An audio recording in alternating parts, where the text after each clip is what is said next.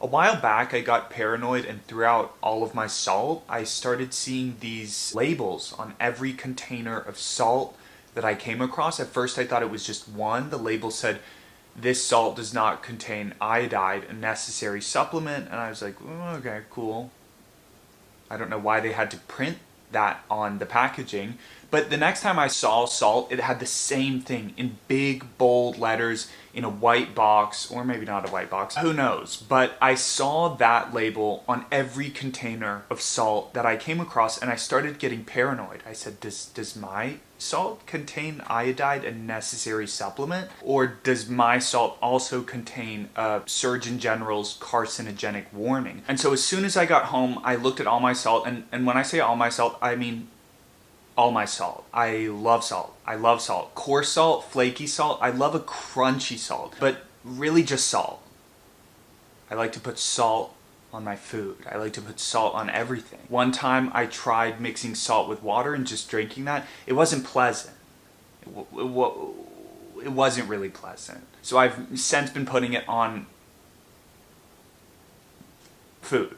But I looked at all the salt I own, and none of it contained iodide, a necessary supplement, and I got extremely paranoid, and I threw all of it out immediately, and I raced to the grocery store and found out that there was no coarse salt with iodide in it, and that really distressed me. I love coarse salt. I like that you can see it. I like that it's crunchy, like I said. The only iodide imbued salt, per se, if you will, was a gigantic bulk container. It wasn't gigantic. It was like the size of a cup. You know Morton's? It's a cylinder with a broad with an umbrella on it. I bought that, and I refilled all of my salt containers with that. And it's very fine grained salt, which I don't love. It takes the most of the pleasure out of salt because it's not crunchy and you can't see it. The other day I poured a bucket of the salt onto my eggs because I could not see it. And while I may now be oversalting my food with unpleasant, fine grain, non-luxury salt, I can finally get a good night's rest. And sleep is invaluable. Death conquers all. That's all to say that I've been busy. Today's video is my favorite books of 2024, and as soon as the new year struck, I thought there's no point in making this video. And then I remembered that I'm a superstar, and superstars do what superstars please. Also, I posted this video one year in April. That was before I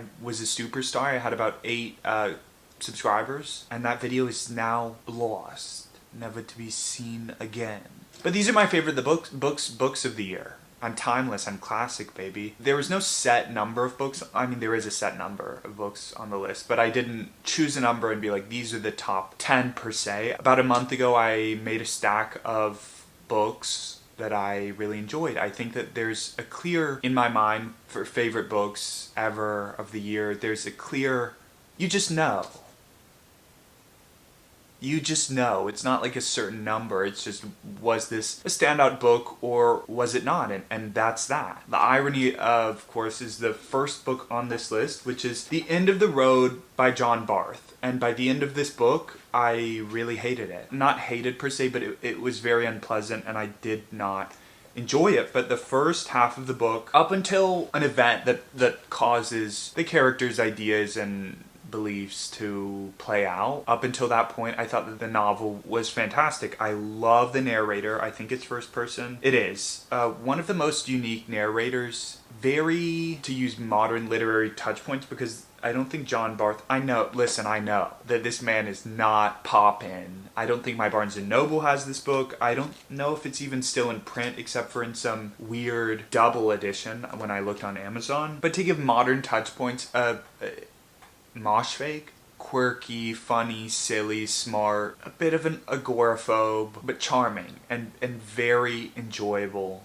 to read. It's about a young man whose bogus psychiatrist tells him to go teach at a university, and he does do that. What the novel is really about is his relationship with a couple the husband teaches at the university, and his relationship with them evolving. And that's the part of the book that I don't love, at least when the conflict is introduced. I like the relationship before that. The tone of the novel takes a real swerve from light-hearted malaise to depressing. And I wish that the first tone carried throughout. But it's about a man who lacks a sense of self, but is also very egocentric. His psychiatrist assigns him ego therapy, basically, or therapy for him to affirm his sense of reality and self. I forget what the book calls it. It's like something like self-mythologizing, which is something that we all do in our lives, or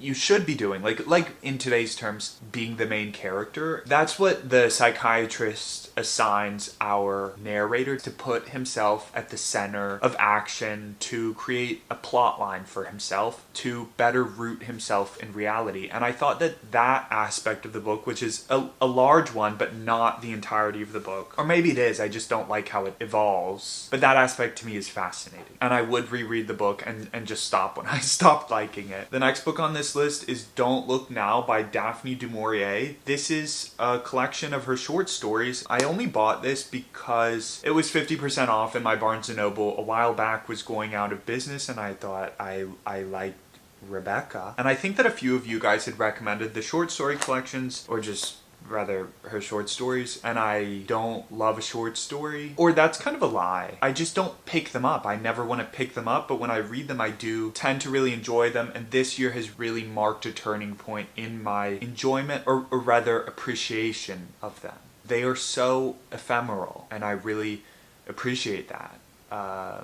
But Daphne du Maurier's stories, the reason I didn't finish it is not because I didn't love it. I did love it. I thought it was fantastic, but I got halfway through and I just didn't want to read at all, anything anymore. And I didn't want to rush the last few stories, so I set it aside. So I had something to look forward to, which I often do with authors. Not typically in the middle of the book, but because these are short stories, it doesn't matter. I think it might even be an arbitrary collection of them. I don't know if she herself put them together, or if an editor compiled the stories into this order in this book. Oh my god, she didn't. It says on the cover that it was selected by someone else, but what was I saying? Just that when I like something, I stop it, or I save it so that I have something to look forward to. These stories are sad, eerie, tense, and ridiculous, but she makes the ridiculous serious and unsettling, and that's really a feat. For a story to be sad and scary is crazy to me. I don't know if I've ever read anything else that was both sad and scary. If there ever were an heir apparent to Edgar Allan Poe, it would be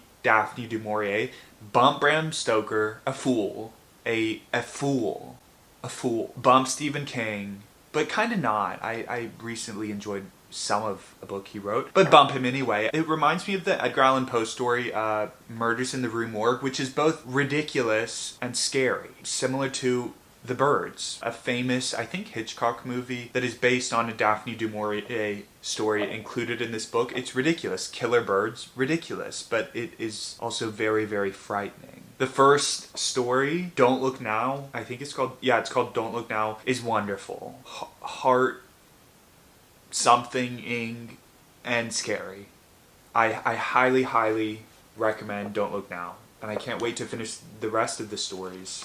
What I remembered when I was reading Don't Look Now is that Daphne du Maurier is not just a great writer, but a wonderful storyteller. As soon as I started reading this, I found 3 more of her books at thrift stores.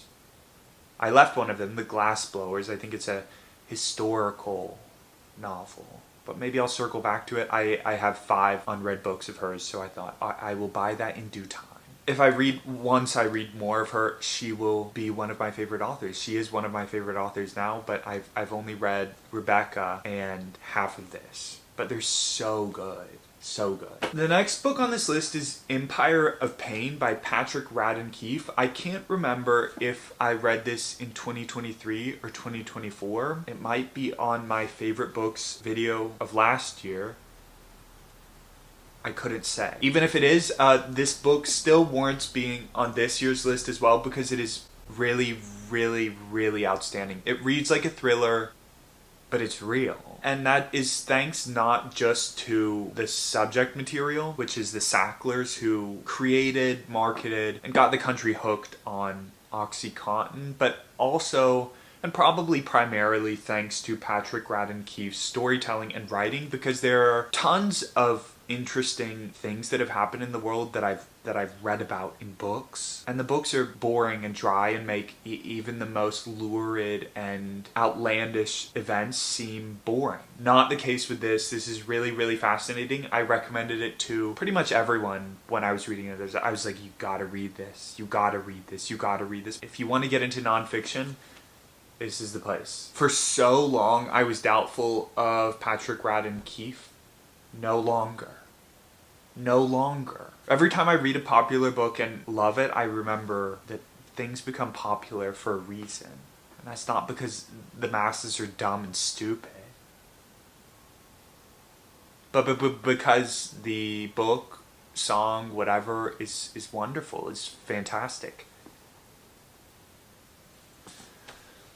The next book on this list is my favorite book of the year, and it's a short story collection.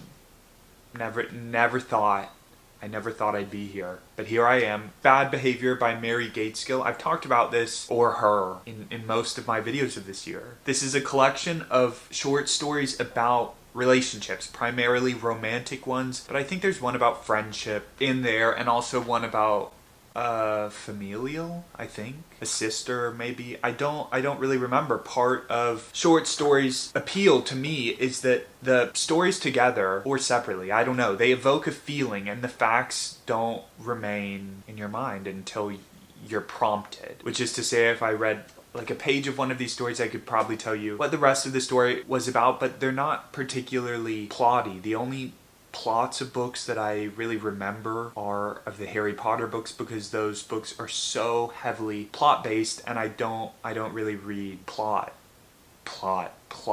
based books anymore.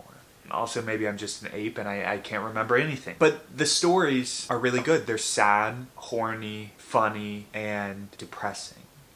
But reassuring in them being depressing. I think reading is the biggest area in my life where I'm reminded that I'm not unique or special, and my thoughts aren't original, and you would think that that would be a really crushing realization, and for some people it might be. Maybe it was initially for me, but the feeling is actually very reassuring. It's like, oh no, there are people like you out there. And that's what I felt like when I was reading Bad Behavior and The End of the Road. I love to be seen. I love to be seen. I love to be seen. Watch me. The next book on this list is The Rules of Civility by Amor, Towles, and this is just an example of remarkable storytelling. This is about a young broad trying to make it in New York, and her relationship with a man and friendship with a woman. It's very sad, extremely readable, probably the most readable book I read this year, and it just follows her relationships and how they evolve over the course of decades, over the course of a lifetime. The book opens when she's married to a man who is not the main character in this book, or the main male character. You read the book wondering what went awry and what happened to this man. If you think you would hate these books, meaning his books, I don't like the marketing of them. I don't like the kitschy black and white photographs with the twin tower on the back. I don't like how they summarize the books, that it's about the roaring 30s in New York. I don't like anything about the marketing of these books, and I thought I would hate them. And I was going to get rid of this book, and then I checked the audiobook out, and I was like, I'll give it a shot. And it was wonderful. Really, really great. If you want to get into reading, this is the book. Of all of these books, I think that the ones to recommend to non-readers are Empire of Pain and The Rules of Civility, because they're, as the blurb would say, compulsively readable. Oh, and this one's very sad. The next book on this list is a lesser favorite, but stood out from the other books that I read this year. That is The Joy Luck Club. There are so many characters in here that they blend together, and that really frustrated me because it's not a long book, so there's no really fleshing out. It's about 4 Chinese mothers and their Asian American daughters and their relationships to one another and to life, per se. And while the stories are good, the characters aren't definable. It may as well have been a short story collection, and I think had I let go of trying to remember who was who a bit, I would have enjoyed it a bit more. But the quotes are banging. I love me some Chinese wisdom. It's sad, it's fun, it's easy to read, and it might teach you something. Who knows? The next book I read is another book I thought I would really hate at one point in the year, and I think I've said this before, but I pulled a lot of books off my bookshelf and I was like, these are going, I'm never gonna read these. And of course, as soon as I did that, the only books I read were ones from my get rid of pile. And this was one of them. That's Atonement by Ian McEwan. Similarly, it's set in the 1930s, similar to Rules of Civility, and I thought I would hate that. I just hate that time period. I'm always surprised when I love a book. Pick up books that you think you would hate. You'll be surprised. Maybe that'll be my guiding principle of this year for reading. It kind of already is. The book I'm reading now is from an author I've professed to hate. Guess who it is? Guess who it is? But this is about...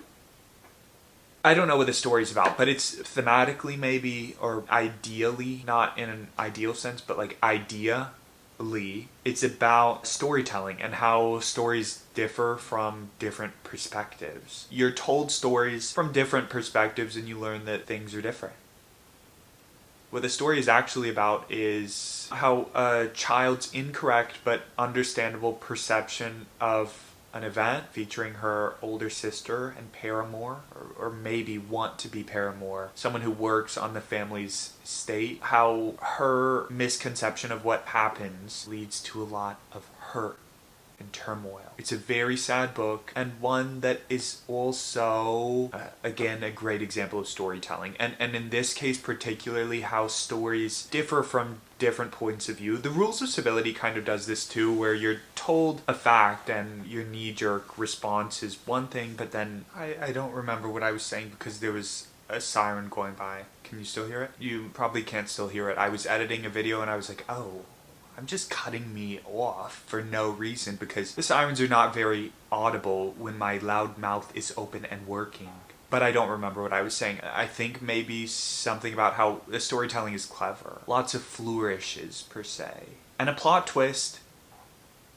Everybody loves a plot twist. The next book I read, and this isn't really... I don't know, it's not outstanding. I just had a good time. It's what I talk about when I talk about Running by Haruki Murakami, and it's just told in journal entries over the course of years, just talking about his running journey and also how that has affected his writing and his lifestyle. And I just thought it was fun, like reading someone's diary. If you run, maybe read it. If you don't talk to anybody about running and you want to feel like you're chatting to someone, read it. It's fun, and it's very short. You'll feel as accomplished as you do when you run half a mile and can't go any further.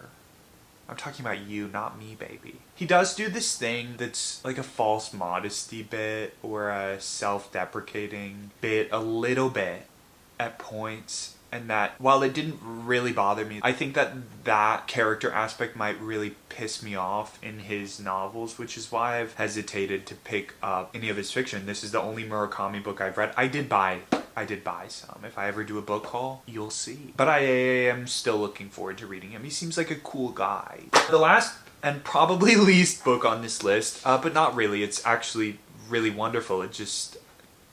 The last book on this list is one that I was getting rid of, one that I was gonna do for a video. The video failed, but I really, really enjoyed the book, and I thought that I would hate it, like nearly every book on this list. That is 13 Reasons Why. You heard me. 13 Reasons Why by Jay Asher. I saw the TV show when it came out on Netflix, and I thought that it was very entertaining, and I thought that a book version didn't make much sense. In a way that The Hunger Games is kind of odd to me, because of course it's fiction, but the whole crux of that series, and especially the movies, is that you're consuming and enjoying the pain and suffering of others with, of course, the conceit that it's all fake, but it's like, well, you're doing the exact same thing that the people in District 1 are doing, which is sitting back and watching while people murder each other. And that is crazy to me. It's crazy that our society at large's embracing of the Hunger Games is symptomatic of the rot and ruin that makes up humanity. Or maybe not. I do enjoy the movies and the books as well, except for the third one. Boring. Snooze. But 13 Reasons Why, I think, is very warranted. It explains the 13 reasons why a girl offs herself. And the reasons, there was actually no reason, which Jay Asher knows. There was no good reason. There was no reason. No, that's a lie. There is no valid reason to off yourself, but there are certainly ample reasons to, which is what this book is about. It's also about how people have feelings, how things that might seemingly have no effect on a person actually have a very large effect. It's a reminder to be kind to people, to try and be more empathetic if that's possible. I probably held the door for someone the day after I read this and then forgot all about the book and continued spitting in people's faces. But the book is very good. Creative storytelling in the format of a dead girl explaining why she offed herself through tapes that the perpetrators, the 13, get and listen to, and it's in between that narrated by Clay Jensen. I'm only explaining this on the off chance that people don't know what 13 Reasons Why is. Clever storytelling, clever format, that's the same thing. I mean the same thing. And it's not cringy. It's not cringy. It's a testament to the validity of all emotions by virtue of them just existing. There's no such thing as a fake emotion. That's all for the books I read this year. I really did not read last year in 2024. Whatever. I really didn't read that many books, so I'm glad that I did read some I enjoyed. That's it for my favorite books of 2024. Hopefully I'll see you before 2026. Scene. Jui's on.